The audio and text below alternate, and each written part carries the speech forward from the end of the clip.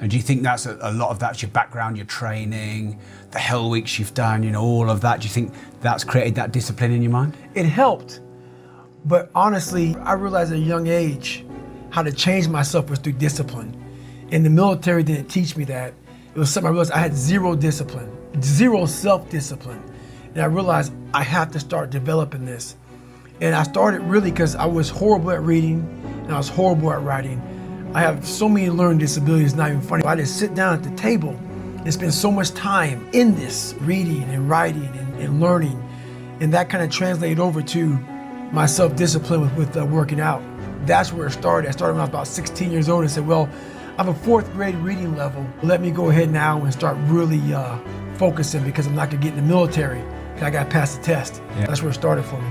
I think that's another thing why you've been so popular is because you have these great strengths, but you share what happened with your dad. You share what happened with your reading, your dyslexia, and it's almost like I know my strengths, but I know my weaknesses and failings and vulnerabilities as well. Right. And you kind of own both. Right. Do you think that's important? Very important. It's more important to own your weaknesses. You have to really triple down on those, man. Because why? You want to become a full human being. We like to run away from weaknesses. For instance, if you're good at running, all you want to do is run. If you're great at reading, you have several books. But we don't do those things that we're not good at. So for me, I realized, shit, man, I keep on running away from these things I'm not good at.